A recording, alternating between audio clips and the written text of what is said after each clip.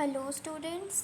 तो last class में हमने atomic structure and chemical bonding का चैप्टर शुरू किया था। इस वीडियो में हम उसको फर्दर कंटिन्यू करेंगे।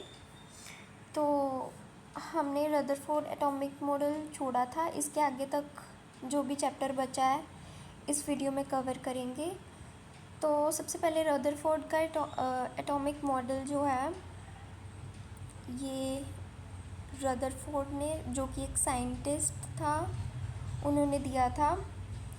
और यहाँ पे लिखा है, before Rutherford J Thomson and had proposed the plum pudding model where electrons were embedded in a positive sphere। कहते हैं कि रदरफोर्ड से पहले एटम का जो मॉडल था वो मिस्टर जे थॉमसन ने दिया था। ये भी एक साइंटिस्ट थे जिन्होंने कहा था कि एटम एक स्फीयर है, पॉजिटिवली चार्ज्ड, और इसमें नेगेटिव चार्ज के इलेक्ट्रॉन्स एम्बेडेड है। जस्ट लाइक वाटरमेलन में सीड्स होते हैं, वैसे एटम में इलेक्ट्रॉन्स प्रेजेंट होते हैं। ओके, और जो इसकी ये बाहर वाला सरफेस है,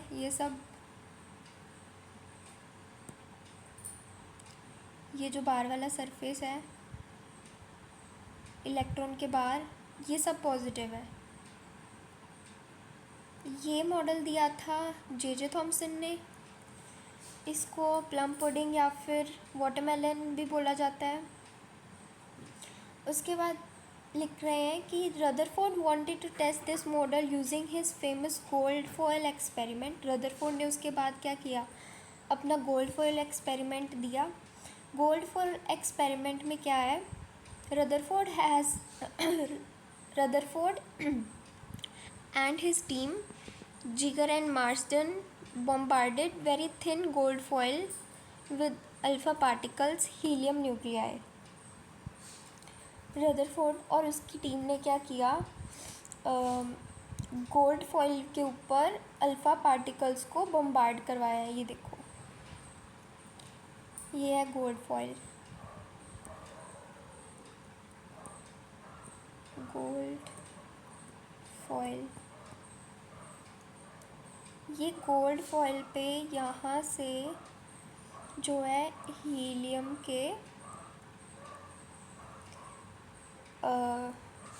जो पार्टिकल्स हैं उनको बम्बार्ड करवा रहे हैं। वो यहाँ से इस सोर्स से निकल रहे हैं और ये आगे गोल्ड फॉइल के ऊपर स्ट्राइक कर रहे हैं।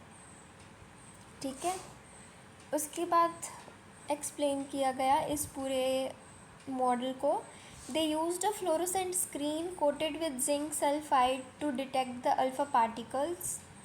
कहते हैं उन्होंने एक फ्लोरोसेंट स्क्रीन लिया, ये जो ग्रे कलर का दिख रहा है आपको यहाँ तक, ये फ्लोरोसेंट स्क्रीन है जिसको जिंक सल्फाइड से कोट किया गया है। जिंक सल्फाइड क्या होता है, ZnSO4।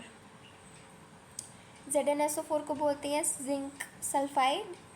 इन्होंने ऐसी एक स्क्रीन बनाई जिससे हम कैलकुलेट कर सके, हमें पता चल सके कि जो गोल्ड के जो एटम्स हैं उसमें क्या कंटेंट है और कहाँ कहाँ पर प्रेजेंट है। ओके, उनकी पोजीशन से जब जैसे रेज़ यहाँ से निकली, अगर वो वापस जा रही है तो हीलियम रेज़ पॉजिटिवली चार्ज थी ना, तो वो पॉजिटिव के साथ ही रिपेल करेंगी। इसका मतलब यहाँ पे कहीं पे पॉजिटिव चार्ज पड़ा है जिससे वो रिपेल करके वापस आ रही हैं। ओके, और जो रेज़ पास करके आगे निकल जाएंगी, इसका मतलब जो गोल्ड फॉइल है, मतलब जो एलिमेंट, जो भी एटम है, एटम के बीच में खाली स्पेस होती है जिसके थ्रू ये रेज़ उसको पेनिट्रेट करके उसके बीच में से निकल जाती हैं। ओके, इसके बाद उन्होंने बोला, ये ऑब्जर्वेशंस में बोला, most alpha particles passed straight through the foil without any deflection. जो मोस्ट ऑफ द रेज थी वो स्ट्रेट चली गई, gold foil without any deflection, बिल्कुल डिफ्लेक्ट नहीं किया उन्होंने किसी भी एंगल पे, और जैसे आई थी वो पेनिट्रेट करके बाहर से वापस चली गई। जैसे मैंने आपको यहाँ पे बताया ना, यहाँ से रेज आई, गोल्ड फॉइल पे पड़ी और वापस आगे पेनिट्रेट करके निकल जाएगी। ओके, एक सेकेंड दोबारा बताती हूँ। ये देखो, यहाँ से रेज आई, गोल्ड फॉइल के एटम से पेनिट्रेट करी और आगे स्क्रीन तक चली गई। मतलब एटम में एम्प्टी स्पेस है जिसके बीच में से रेज पास कर रही हैं, है ना, डिफ्लेक्ट नहीं कर पा रही वो। उसके बाद उन्होंने बताया a small number of particles were deflected at small angles. कुछ जो पार्टिकल्स थे वो छोटे छोटे एंगल्स पे डिफ्लेक्ट कर गए।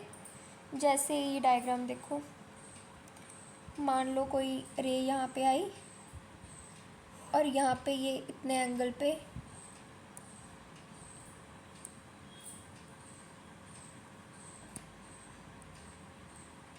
ये ऐसे इस एंगल पे डिफ्लेक्ट कर गई, छोटे से एंगल पे। कुछ ही रेज जो थी वो छोटे छोटे एंगल्स पे डिफ्लेक्ट कर गई, ठीक है। तो उसके बाद electrons move around the nucleus in empty space.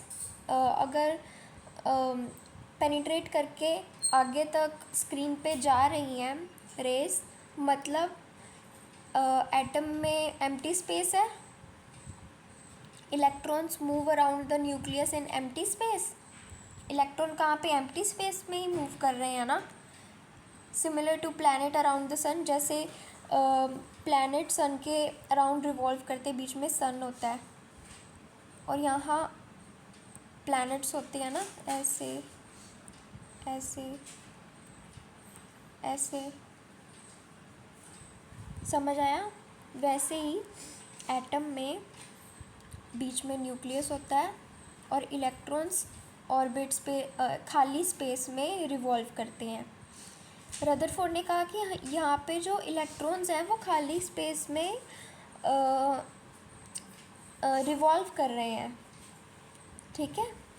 उसके बाद रदरफोर्ड्स एटॉमिक मॉडल के फीचर्स हम डिस्कस करेंगे। The atom has tiny dense nucleus at its centre.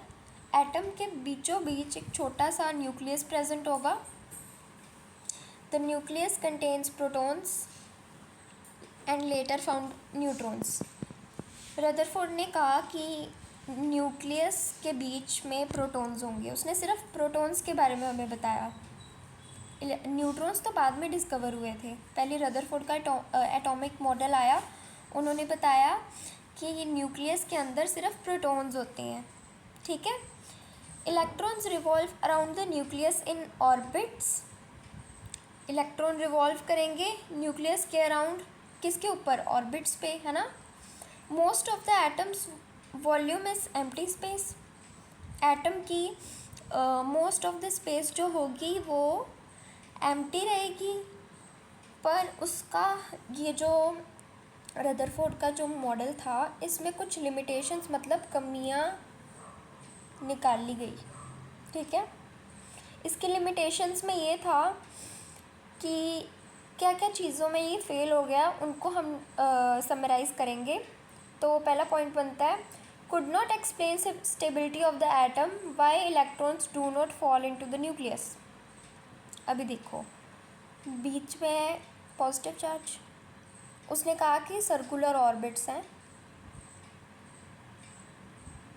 Circular orbits हैं और यहाँ पे इलेक्ट्रॉन्स रिवॉल्व कर रहे हैं, पर उसने ये उनके स्टेबिलिटी के बारे में नहीं बताया, क्योंकि अगर इलेक्ट्रॉन्स ऐसे रिवॉल्व करेंगे तो एक दिन वो अंदर जाके न्यूक्लियस के साथ बम्बार्ड भी तो होंगे ना, बम्बार्ड तो हो नहीं रहे, तो फिर ये स्टेबल है क्यों, क्या रीज़न है कि ये स्टेबल है। ये बम्बार्ड नहीं होता, ये अपने अलग से ऑर्बिट में घूमता रहता है, न्यूक्लियस के साथ बम्बार्ड होता ही नहीं है इलेक्ट्रॉन। ठीक है, उसके बाद पॉइंट बनता है कि could not explain atomic spectra, atomic spectra को एक्सप्लेन नहीं कर पाया रदरफोर्ड का जो मॉडल था। ठीक है, ये 2 पॉइंट्स बहुत मेन है। उसके बाद आता है बोहर्स एटॉमिक मॉडल। नील बोहर ने 1913 में दिया अपना model, overcome Rutherford's limitations. Rutherford की जो लिमिटेशंस रह गई थी उसको ओवरकम करने के लिए नील बोहर ने 1913 में अपना मॉडल दिया।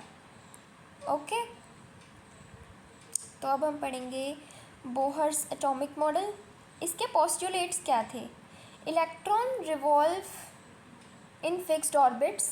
इलेक्ट्रॉन क्या है, फिक्स्ड ऑर्बिट्स पे रिवॉल्व करेंगे, एनर्जी लेवल उनके फिक्स्ड होंगे around the nucleus without radiating energy. Nucleus के अराउंड इलेक्ट्रॉन्स ऑर्बिट के ऊपर रिवॉल्व कर रहे हैं विदाउट रेडिएटिंग एनर्जी। कोई भी एनर्जी रेडिएट नहीं कर रहे, कोई भी एनर्जी छोड़ नहीं रहे इलेक्ट्रॉन्स। ओके, उसके बाद सेकेंड पॉइंट बनता है these energy levels are quantised. Quantised का मतलब क्या होता है? क्वांटाइज्ड क्वांटा से बना है, क्वांटा। क्वांटा मतलब पैकेट्स ऑफ एनर्जी।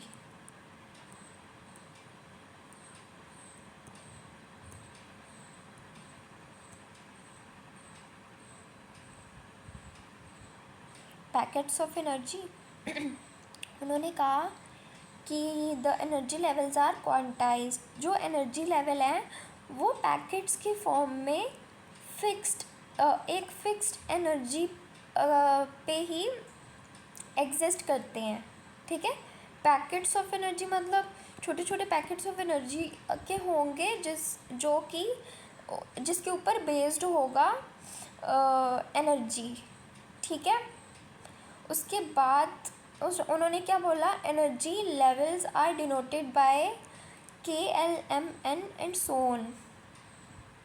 बोलते हैं कि एनर्जी लेवल को हम कैसे डिनोट करते हैं, KLMN ऐसे।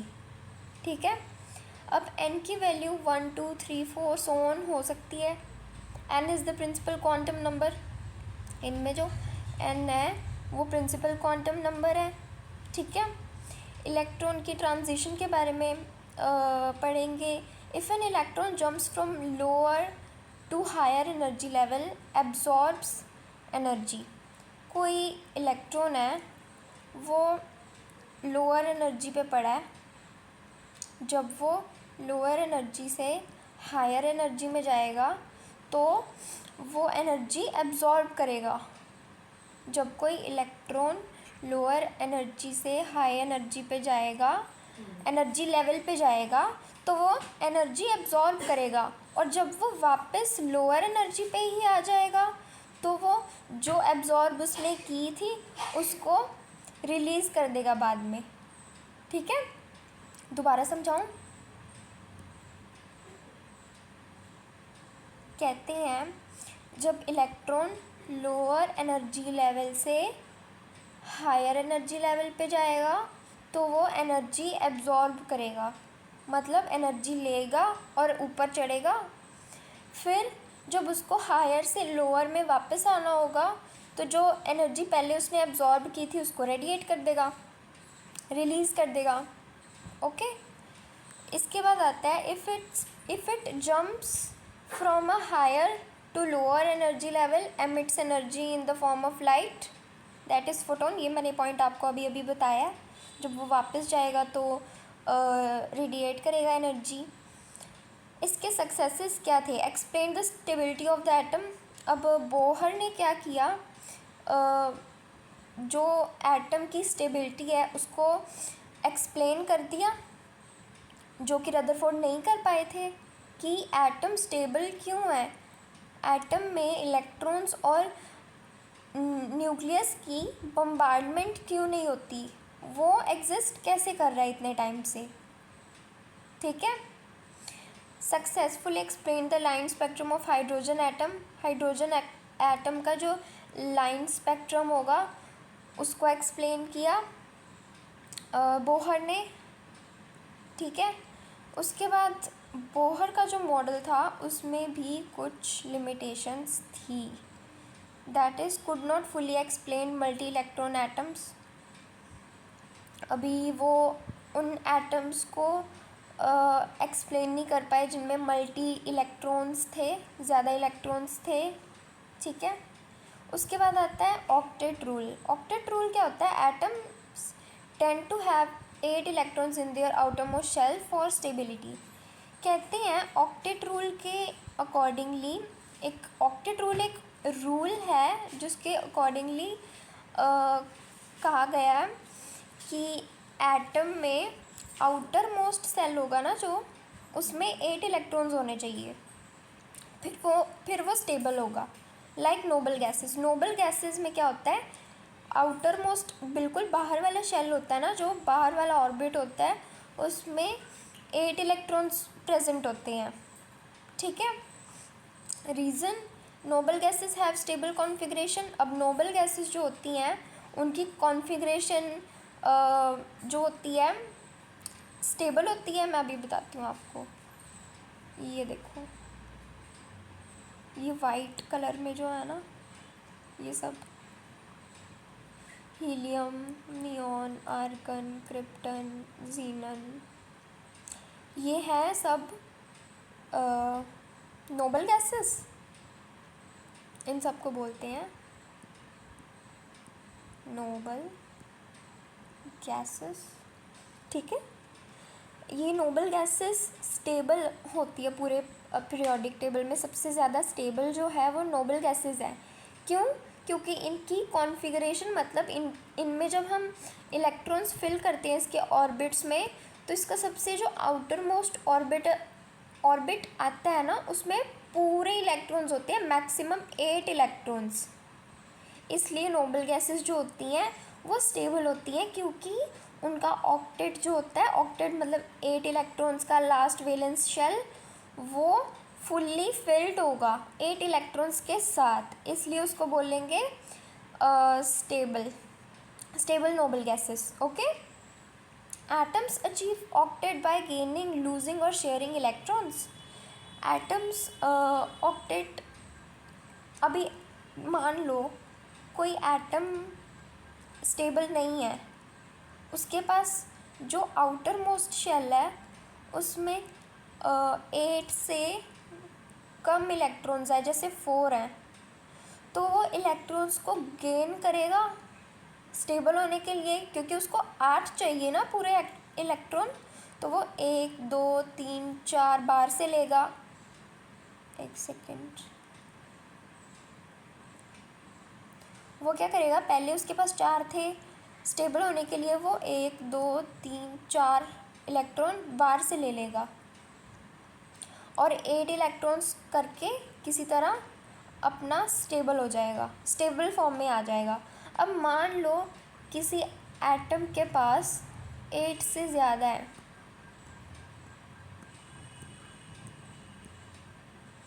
8 से ज़्यादा इलेक्ट्रॉन्स हैं, उसको स्टेबल होने के लिए क्या करना पड़ेगा? 1 2 3 4 5 6 7 8 9 10, 2 इलेक्ट्रॉन्स को लूज़ करना होगा, तो इसमें आएगा लूज ऑफ इलेक्ट्रॉन और इसमें आएगा गेन ऑफ इलेक्ट्रॉन, ओके। ये होता है एटम जो होगा वो अपनी ऑक्टेट को, मतलब 8 इलेक्ट्रॉन्स को पूरा करने के लिए पूरी कोशिश करेगा। अगर उसके पास कम होंगे तो वो गेन कर लेगा, अगर उसके पास ज़्यादा होंगे तो वो लूज़ करके ऑक्टेट को कंप्लीट कर लेगा। Is that clear? एक्सेप्शंस थी इसमें एक, क्योंकि हाइड्रोजन और हीलियम है stable with 2 electrons, duplet.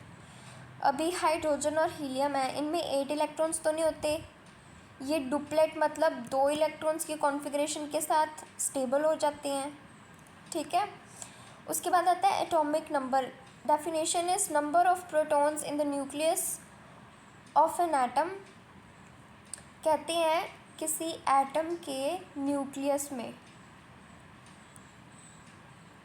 Number of protons होंगे ना, उससे पता चलेगा एटॉमिक नंबर क्या है। अब ये एटॉमिक नंबर है ना, ये बहुत यूज़ होने वाला है आपकी केमिस्ट्री में। ये देखो जो ये दिया ना 1 3 4 11 12 19 20 21 30 23 22, ये सब जो है ना, ये है एटॉमिक नंबर। अब ये एटॉमिक नंबर फाइंड आउट कैसे करते हैं? किसी एटम के न्यूक्लियस के बीच में जितने प्रोटॉन होंगे ना, वही उसका Z मतलब एटॉमिक नंबर होगा, ठीक है। मैं दोबारा रिपीट कर रही हूँ। किसी भी एटम में एटम के न्यूक्लियस में जितने प्रोटॉन्स होंगे, नंबर ऑफ़ प्रोटॉन्स होंगे जितने, उतना ही उसका एटॉमिक नंबर होगा। एटॉमिक नंबर को फाइंड आउट करने के लिए हमें ये फाइंड आउट करना पड़ेगा उसके न्यूक्लियस में प्रोटॉन्स कितने हैं। समझ आया? ठीक है। Determines the identity of the element. Identity पता चलेगी इससे किसी एलिमेंट की, है ना। फॉर्मूला क्या होता है? नंबर ऑफ़ प्रोटॉन्स, ये मैंने आपको बता ही दिया। एटॉमिक नंबर को फाइंड आउट करने का पहला जो वे है वो है नंबर ऑफ़ प्रोटॉन्स पता करना। नंबर ऑफ़ प्रोटॉन्स पता चल गए तो Z मतलब एटॉमिक नंबर भी पता चल जाएगा। एटॉमिक नंबर को Z से डिनोट करते हैं ना। और नंबर ऑफ़ इलेक्ट्रॉन्स अगर दिए हुए हैं तो उससे भी पता चल जाएगा कि एटॉमिक नंबर कितना है। Atomic number is equals to number of protons is equals to number of electrons in a neutral atom. Okay, इसकी कुछ एग्जांपल्स हैं। हाइड्रोजन का Z जो होता है 1 होता है। इसमें एक इलेक्ट्रॉन पड़ा है, एक ही प्रोटॉन पड़ा है, इसलिए इसका जो एटॉमिक नंबर है वो 1 है। कार्बन है, उसका 6 है। इसमें 6 ही इलेक्ट्रॉन पड़े हैं, 6 ही प्रोटॉन पड़े हैं, इसलिए इसका जो Z है ना वो है 6, ठीक है। उसके बाद आता है मास नंबर। इसको A से डिनोट करते हैं। अभी इसका मतलब क्या होता है? सम ऑफ प्रोटॉन्स एंड न्यूट्रॉन्स। मतलब एटम के बीच में न्यूक्लियस है जिनमें प्रोटॉन्स और न्यूट्रॉन्स बैठे हैं, इनके सम को मतलब इनको ऐड करके पता चलेगा मास नंबर, ठीक है।